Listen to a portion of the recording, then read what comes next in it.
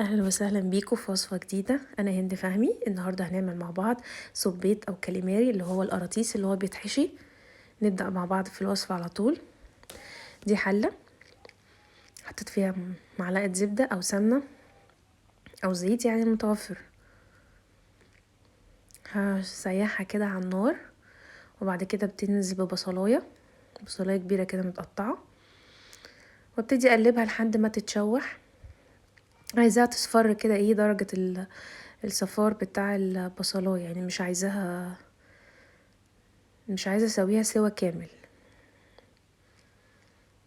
هديها تقليبه، وبعد كده هنزل بمعلقه توم. اول ما تصفر معانا كده ننزل بمعلقه توم. احنا كاننا بنعمل الخلطه بتاعه المحشي العاديه خالص، كاننا نعمل محشي. طبعا هنا يعني في اختيارات، لو حابين ان انتوا تحشوه رز بالخلطه زي بتاعه المحشي تمام، عايزين تحشوه جمبري تمام، يعني في اختيارات للحشو كلها. دي الروز بتاعته انا كنت مقطعاها ومنضفاها ومديها سلقه كده او صدمه عشان الزفاره اللي فيها تنزل، ودي هحطها مع الخلطه اللي هحشي بيها. هنزل هنا بالتوابل مع بعض.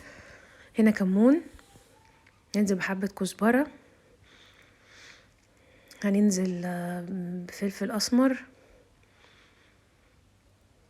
هننزل ببابريكا، شويه شطه برضو لو حابين مفيش مشكله. يعني نقدر نحط التوابل بتاعتنا اللي بنحطها في المحشي او الطعم التوابل اللي احنا بنحبه. اللي زي ما قلت لكم هنا، هي الوصفه دي بتتحشي كذا حاجه. ممكن تتحشي الرز بتاع المحشي، ممكن تتحشي جمبري، يعني ليها كذا حاجه. بس هي انا قلت اجربها بالرز احسن، واحط معاها الرز بتاعتها هتديها اكيد طعم مختلف. يعني كده ملحتها اهوت وظبطتها، هديها تقليبه وهبتدي انزل بعد كده عليها بالرز. انا هنا كنت نازله بحوالي كوبايه رز.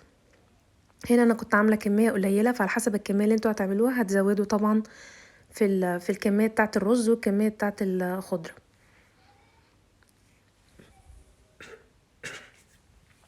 هنقلب بقى تقليبه كويس عشان نشيل اي ميه فيه، وننزل بقى بكوبايه عصير طماطم.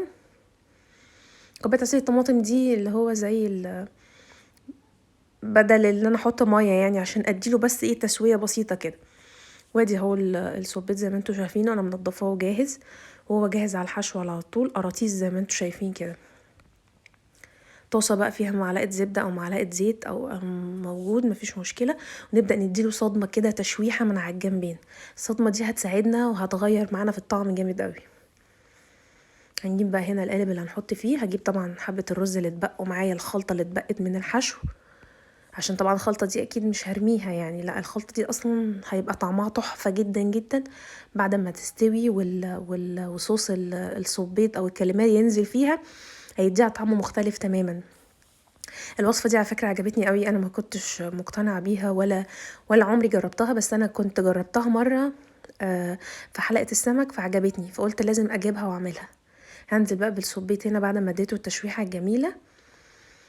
هرص بقى كله كده على الصينيه فوق الرز، وهديله الخلطه اللي انا او الزبده اللي انا اديته الصدمه فيها، هنزل عليها بيها هتديله برضو طعم حلو. نبدا نعمل بقى الصلصه اللي هنحطها فيها. عباره عن معلقه زبده في طاسه، وهنحط عليها معلقه توم، وهنشوحهم كويس قوي مع بعض لحد ما بس التوم يعني سنه كده ما تحمرش مننا قوي. بعد كده ننزل عليها بكوبايه صلصه تاني، وننزل عليها بقى بالتوابل بتاعتنا بقى، ملح وفلفل وشطه بابريكا، يعني التوابل اللي انتوا حابينها. الصلصه دي هتغير طعم لان هو طاجن اصلا صبيط او كاليماري بالصوص الاحمر بصلصه الطماطم.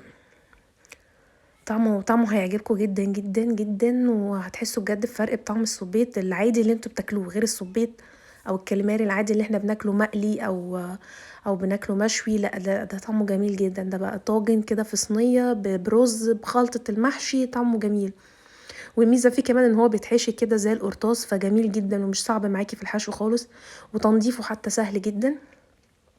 ده شكل البتاع بعد ما حطيناه. هنسيبه في الفرن حوالي نص ساعه مش اكتر من كده. وبالهنا والشفا، واتمنى الوصفه تعجبكم. متنسوش اللايك والسبسكرايب عشان يوصل لكم كل جديد.